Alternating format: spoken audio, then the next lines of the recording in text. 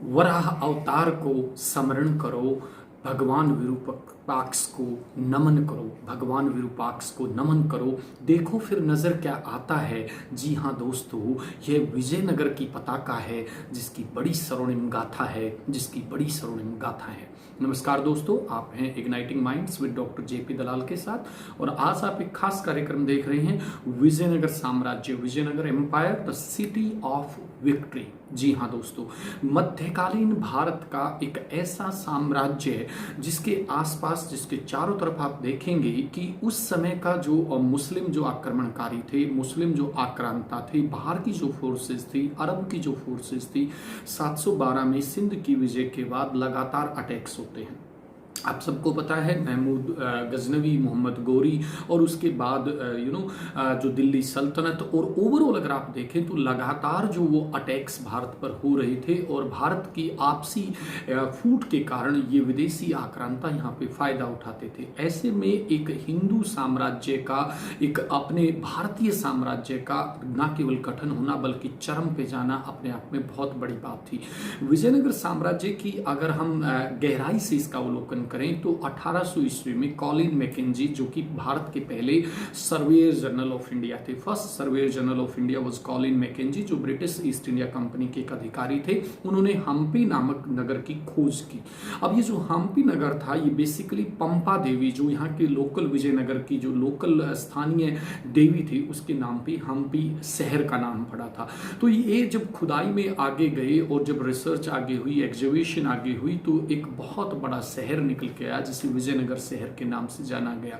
विजयनगर शहर और विजयनगर साम्राज्य, एम्पायर का नाम भी विजयनगर था, और जो राजधानी थी उसका नाम भी विजयनगर था। अब ये जो विजयनगर है, इसकी जो स्थापना है वो 1336 ईस्वी में, जी हाँ दोस्तों, 1336 ईस्वी में हरिहर और बुक्का, ये दो भाई थे जिन्होंने विजयनगर साम्राज्य की स्थापना की। यहाँ पे संगम वंश, सुलु वंश और तुलु वंश ये राज करते हैं बेसिकली, और 200 साल तक ये अपने चरम पे जाता है, और उसके बाद इसका डाउनफॉल आता है। हम इस पूरी वीडियो में इसका अवलोकन करेंगे, इसका विश्लेषण करेंगे कि किस प्रकार से विजयनगर एम्पायर ने अपने आप को प्रसिद्धि के चरम पर पाया और अपने आप को आगे बढ़ाया। दोस्तों, कि जैसे मैंने बताया कि 1336 के बाद संगम वंश वहां पे राज करता है, और संगम वंश के बाद आप देखेंगे कि एक एक्सपेंशन का दौर आता है, और यहाँ का जो व्यापार है वो बड़ा प्रसिद्धि पाता है, ना केवल भारत में बल्कि विदेशों में भी वो प्रसिद्धि पाता है। यहाँ के मसाले, यहाँ के टेक्सटाइल, यहाँ का कीमती पत्थर, जो बहुमूल्य पत्थर हैं, वो विदेशों में भेजे जाते हैं, और अरबी घोड़े, स्पेशली जो अरबी घोड़े थे वो अरब कंट्रीज से यहाँ पे मंगवाए जाते हैं, जो कि युद्ध के लिए काम आते थे, और इन घोड़ों को व्यापार करने वालों को चेटी बोला जाता था। अब जो संगम वंश है, फिर सुलुवा है और तुलु वंश है। अब तुलु वंश के जो सबसे पावरफुल राजा और विजयनगर साम्राज्य के भी सबसे पावरफुल राजा हैं, उनका नाम है कृष्णदेव राय। दोस्तों, राय सम्राट, राजा, महाराजा, राजधिराज, शहंशाह, अलग अलग नामों से इन लोगों को जाना गया, जिसे हम राजा महाराजा कहते हैं। बेसिकली यहाँ पे विजयनगर साम्राज्य में वो अपने आप को राय बोलते थे। तो तुलु वंश के जो राय थे, तुलु वंश के जो राजा थे कृष्णदेव राय, जो लगभग 20 साल यहाँ पे राज करते हैं, ये जो थे सबसे पावरफुल थे।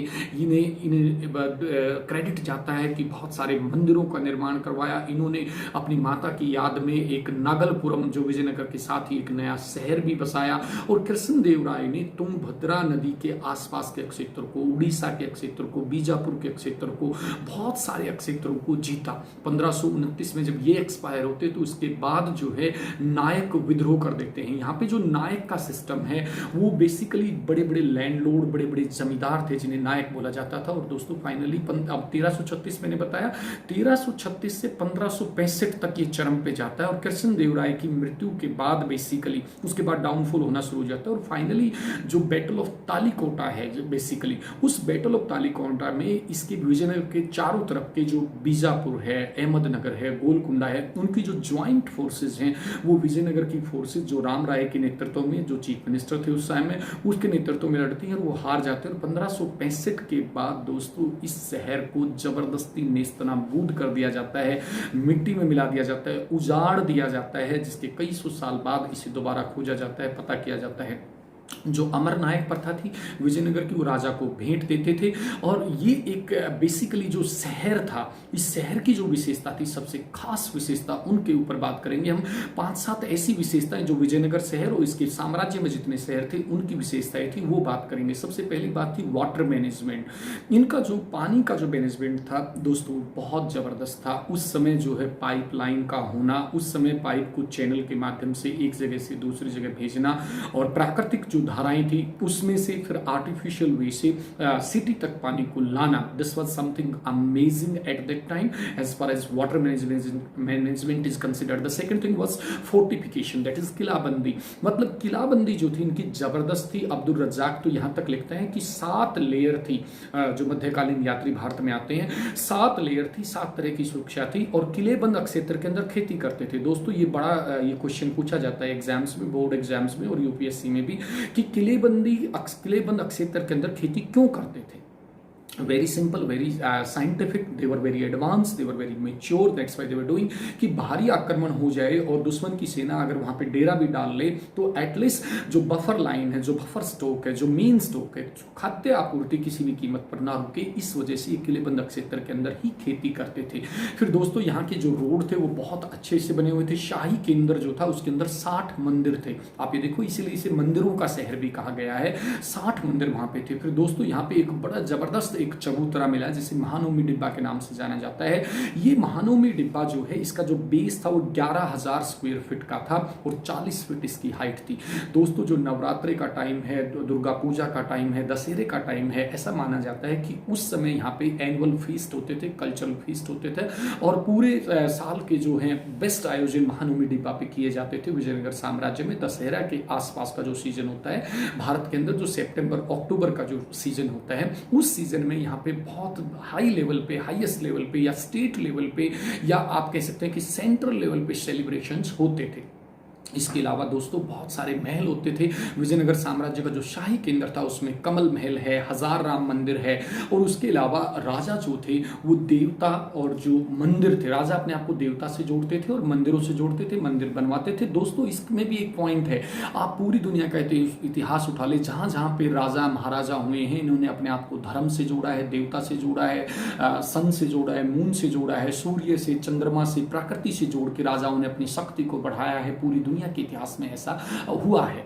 देन गोपुरम और मंडप जो है, मंदिरों में बड़े शानदार मंडप होते थे। जो मंदिर का जो पूजा घर से अगला जो हिस्सा होता है, जिसके 4-5 पिलर्स और बहुत सारे पिलर्स होते थे और उस पर छत होती थी वरामदा टाइप का, और जो गोपुरम जो शाही गेटवे जो होता था, दैट वाज अल्टीमेट। कंक्लूजन में अगर हम बात करें तो जो इनकी वास्तुकला है और इनका जो सिस्टम था, दैट वाज अमेजिंग। दोस्तों रिकैप में आपको मैं फिर से बता दूं कि ओवरऑल अगर आप बात करें, विजयनगर साम्राज्य भारत के मध्यकाल के अंदर एक महान शक्तिशाली हिंदू साम्राज्य था।